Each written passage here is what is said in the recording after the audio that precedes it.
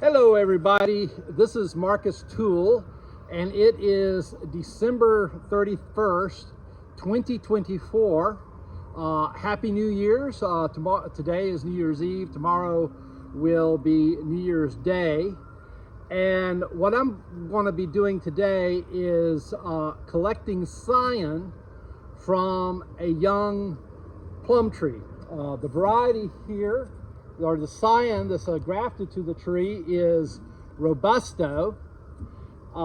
This tree is in its third year since I grafted it. It is going to bloom significantly this year. It should produce its first crop of fruit. One of the things to know about taking scion from a plum tree, or any tree for that matter, it is better to take the scion from a mature tree that is going to bloom, but you want to take it young, vigorously growing wood. So you kind of go for the water sprouts if you got them. In a tree like this, most of the branches are vigorously growing because the tree is quite young. But the reason you go with a tree that has produced before is that, or not that has produced before, but that is mature and is going to bloom that year, is the scion wood will mature faster than it would if you start with immature wood from an immature tree. That saying, sometimes you have no choice. I mean, like for instance, I will be pruning some plum trees this year that are not mature enough to produce fruit yet, and yet I will offer the scion wood because that will be the only scion wood I have of that variety to offer for those who want it. So there's that situation. Another thing to know about collecting scion wood from plum is that, especially in this warm climate, late December, early January is the best time to collect scion wood from a plum tree. But it is about the worst time to prune a plum tree. And the reason it's a bad time to prune a plum tree is because during the winter, when a plum tree is completely dormant, that's when its defenses against its chemical and defenses against bacterial stem canker are at its lowest. And so that makes a difference in terms of how you collect the scion wood. So with a plum, this is the time of year to collect scion from pear. This is the time of year to prune a pear, and so you don't have to worry about this with things like pears and apples. But with stone fruit, there's a little extra precaution you need to make, and that is collect your scion wood from branches that you plan to prune off, and that you plant and cut the branch above where you plan to prune. So that means thinking through how you're going to prune this tree, where you're going to make the cuts, and then make the cuts for collecting your scion wood above that. The reason you do it that way is so that if bacterial stem canker takes advantage of your cut and infects the stem, come spring, you're going to be cutting that stem off anyway before it has had a chance to spread throughout the tree. And so that's just a precautionary thing. So with that, I'm going to talk a little bit more about this specific tree. Because I will be cutting scion wood with a future pruning in mind. That means I am actually, as I collect scion wood, I am planning a pruning event that isn't going to happen until sometime in late February. Okay, without any further ado, let's talk a little bit about this tree. So Robusto was planted on a Chickasaw. Actually, the cultivar it was planted on was a seedling that is a product of a cross between a Robusto itself and a wild Chickasaw plum. I really don't recommend that. I can already see issues with this trunk, that it doesn't have as much resistance to insect damage as a Chickasaw cultivar like Tools Heirloom or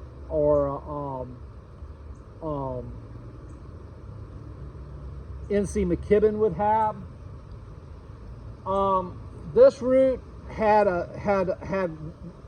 when I planted it, had just like one big horizontal stem.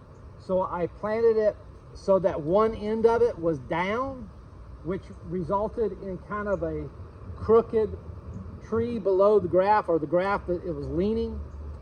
And while I was able to correct for that some by staking the scion as it grew, I was not really able to correct enough.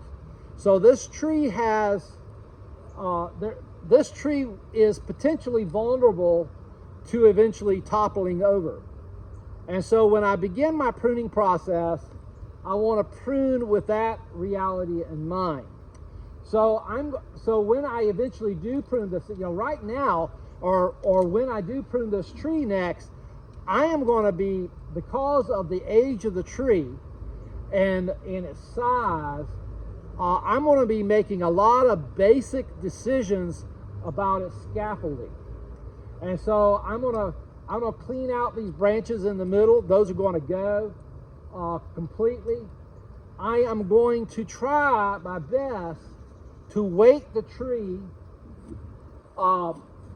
what amounts to being to the north that way, so that the weight of the tree is in the opposite direction to where it's leaning, so that it's not just going to have more and more weight on the downhill side of it, and so hopefully to eventually counterbalance the weight of the tree.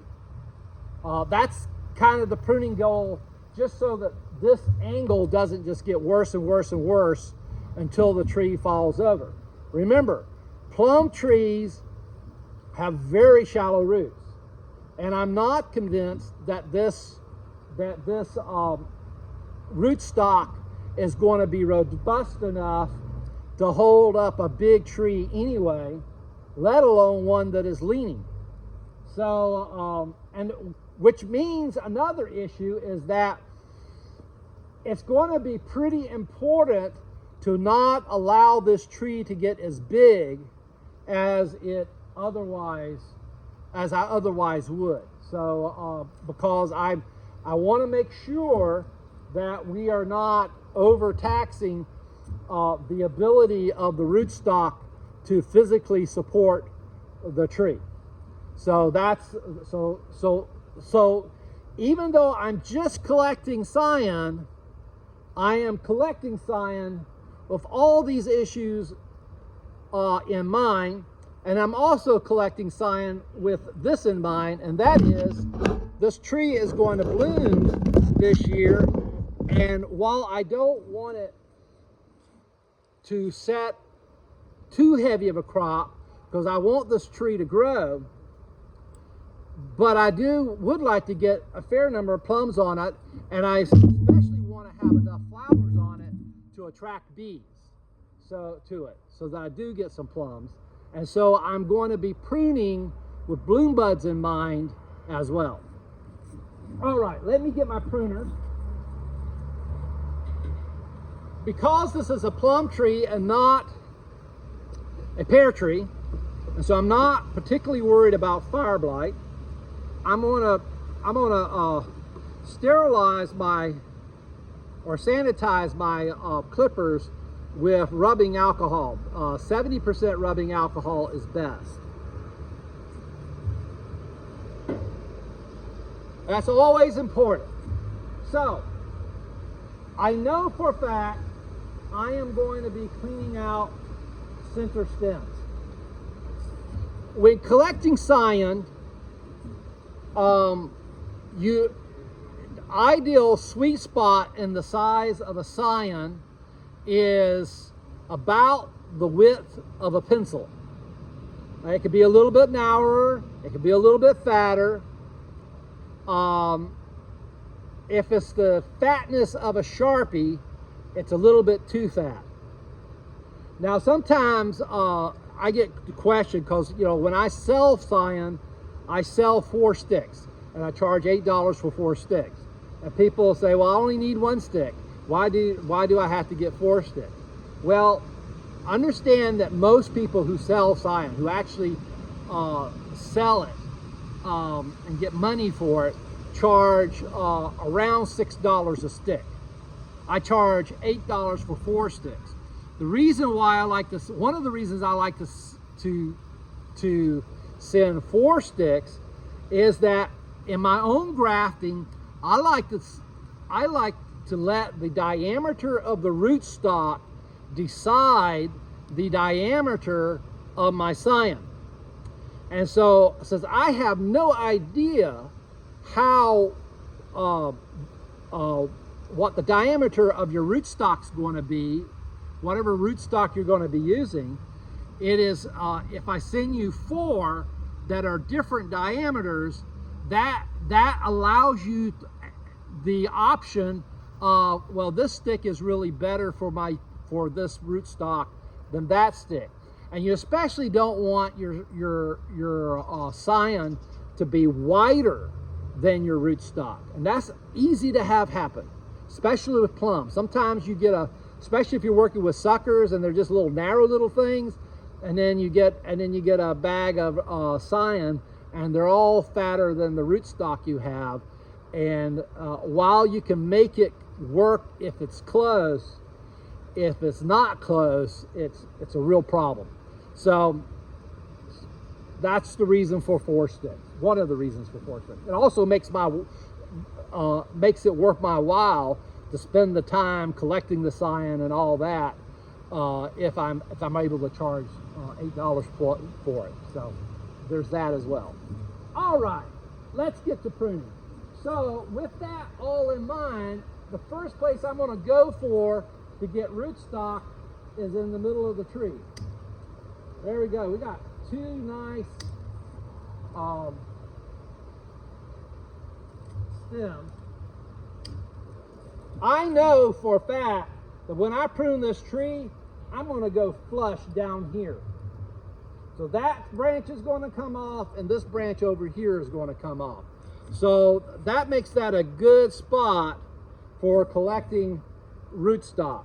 So now, as with a pear tree, I'm not going to cut this all up now, but give you an idea. I like to send rootstock that's a little under a foot long, and that gives you 1, 2, 3, 4, 5, 6 buds to work with potentially. And if you're doing bud grafting, that means you can get 6 trees out of this. Generally, I do cleft grafts, and I usually I end up using 3 buds per graft, which means I would get about 3 little trees out of this potentially. So I'll cut that up later.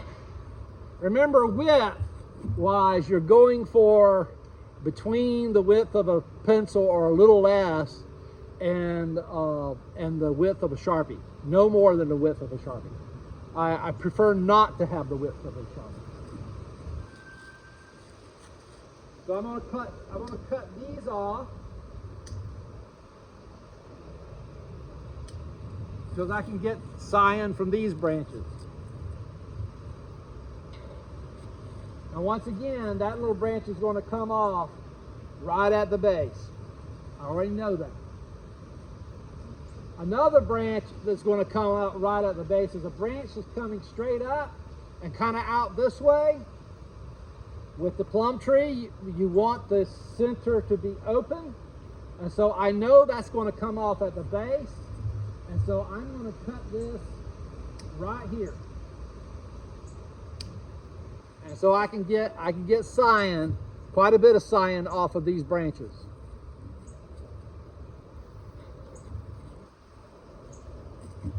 All right, now things get a little bit, you know, I have to really think about the kinds of decisions I'm going to be making. I know this branch here looks like it's going to be in a good spot. This is generally in a good spot. This is in a good spot, but it's under it.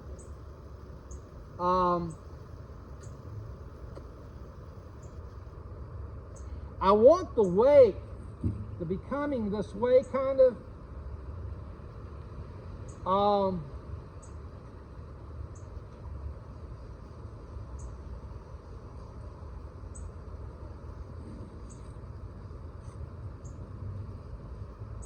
So I have this is a really hard decision here of what I'm going to do. What I am pretty sure of is that I'm going to cut that branch pretty vigorously.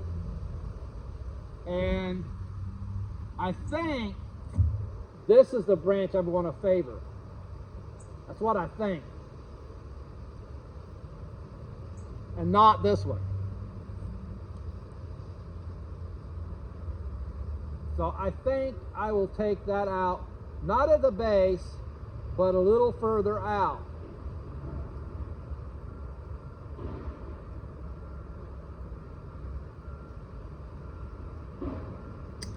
About there, about so. I'm not going to do anything to this up here because I don't really know right now what I'm going to do with that in terms of pruning. But I am pretty sure I won't let this stay. Okay? In terms of this pruning here, this trunk here,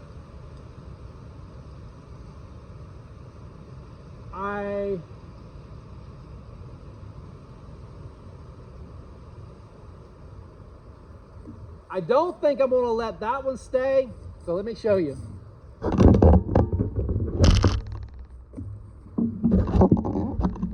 Because I want the weight of the tree to kind of go this way, I don't think I'm going to let this stay here. So I'm going to prune above where I will ultimately prune. I'll probably prune that all the way down to the base. If I let this lower limb stay at all, I might let that lower limb stay simply because it has a lot of bloom buds on it. That doesn't mean I won't cut it off after it blooms.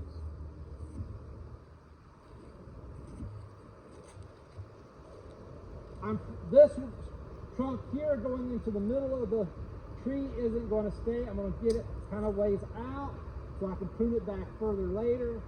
And same thing with this one here. A little more scion there.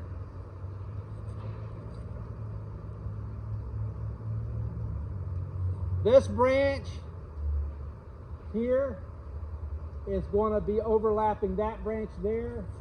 So I already know I'm going to be cutting it off later, further down. And the same goes, this branch is going towards the center, same thing. I already know I'm going to be cutting it off later.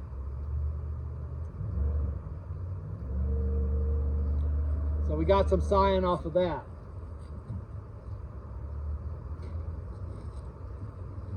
Let's see if I see any other obvious things I'm going to do.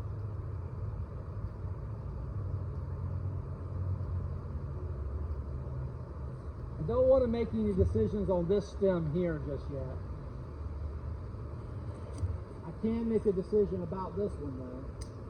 It's going towards the middle.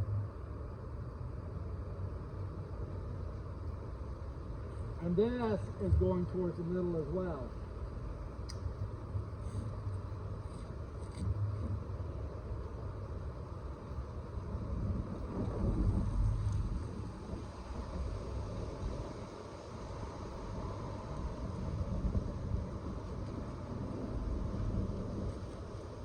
This one is crossing that one, and this one is crossing that one, but I don't know which ones I'm going to favor yet.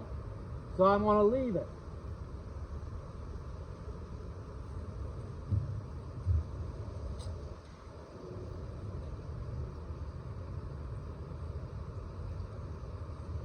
This one here is crossing under this one. I know I'm going to keep this one, so I'm going to collect from that one.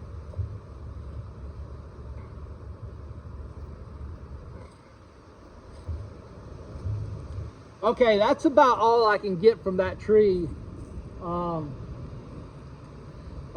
right now without foreclosing on some pruning decisions that I really need to make later. So once again, to actually show how I cut up the branches.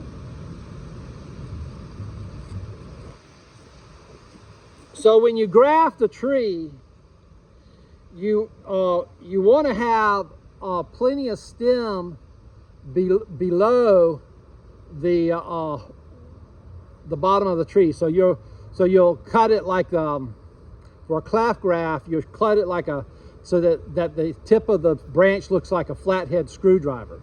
And so if you have about 1 inch between it and the first node, that's awesome. Now really, when I have plenty of scion wood, I would just cut that bottom one off and then graft the next one up. So I'm not dealing with any old wood or any wood that's been exposed to the air too long and maybe dead at the bottom. And really, you only need 2 nodes that have not been interfered with. You could probably get by with just 1, but I like to leave 2.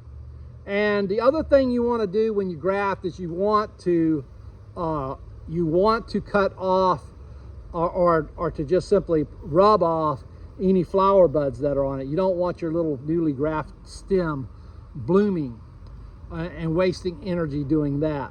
Okay, so in cutting, because with it in mind that the person needs space below that bud, I always try to cut right above. When I do my cut of a graft, I try to cut right above the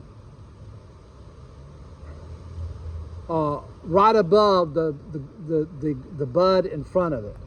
And I'm going for about 10 to 11 inches. And so like so. Now this little twig here, you could probably graft with that bottom part. I don't think I would graft with the top part. It's just way too skinny. I've not had great success with that. In fact, this one I think I'll cull out.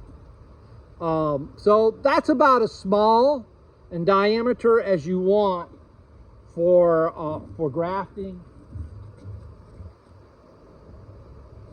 I don't have any there that's too big for grafting. Now what I'm going to do is sterilize my clippers because I want to take you to another tree where I'm going to collect some scion.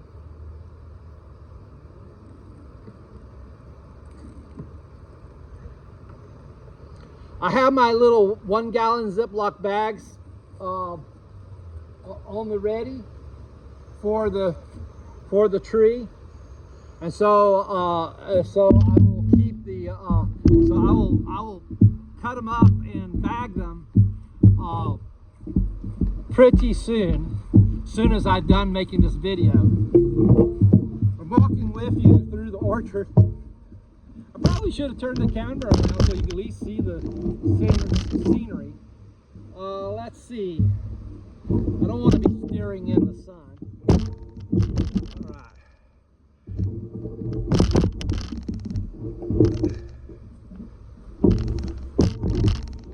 Sorry if that kind of made you seasick.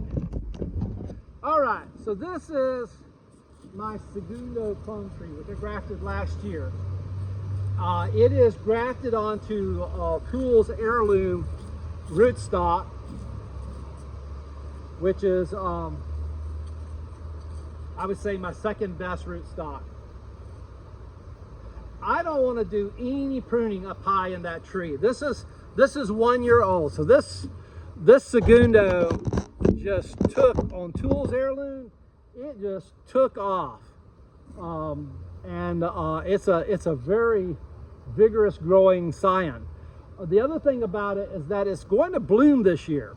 You know, if the buds don't get yacked, or the flowers or young fruit don't get yacked by a late frost, it should produce some fruit this season, which is pretty darn awesome. I hope to get to do a variety review, because I can't even find a picture of a Segundo plum on the internet. And for a plum that's been available to the public for as long as it has, as a cultivar bred by the USDA, you would think that there would be some pictures of the thing on the internet, but there are none that I know of that where I am convinced that it's actually a picture of the real plum of this particular variety. Okay, because this tree is really young, I think if it makes some plums, I'm not going to let it make many. But these stakes here were originally here. I had netting on them to protect the tree from deer. I think the tree's going to be big enough this year. They won't have that purposes. Right now, the branches are taped to the post to spread them out so that the tree isn't going just up. I may not have needed to do that, simply because if the plum makes plums this year, these branches are small enough around that the weight of the plums would spread the tree anyway. But I wasn't as confident that it was going to bloom when I made the decision to spread those branches as I am now. The branches I'm going to collect are ones that are kind of low to the ground that the deer are going to get anyway. Now, because it's the wrong time of year to collect scion, I'm gonna collect the wood about 3 inches away from the center trunk of the tree, and then when it is time to prune, I'll just prune them flush with the trunk. And that, once again, if a stem canker takes advantage of the cut at the wrong time of the year, I have this spring, I'll be cutting it off anyway, so it doesn't spread to the rest of the tree. So that's the reason for doing that. Otherwise, I would just cut it flush. In the springtime, I would be cutting it flush, because I don't want deer just ripping on the tree, because the deer are going to be eating these branches anyway in this yard. So I'm just going to come in. There's only 3 of them.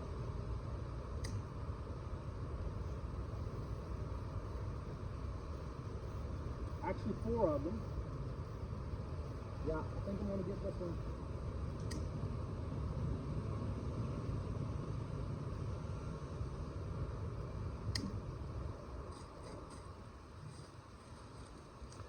So there you go. Now this tree is going to bloom this year. So the tree is matured, sexually matured. One thing about it though, I have not gotten any plums off of it. So if the nursery misidentified it and sent me the wrong scion, then I can't say that I know firsthand for sure that this is the right variety, because I haven't seen the fruit yet. But I'm going to trust that the original nursery got it right. So there's that. But if you buy scion from me, buy it with that reality in mind. All right, this is Marcus Toole. It is January 31st, 2024. Talk to you later. Happy New Year's. Have a blessed rest of your holiday, and see you next year.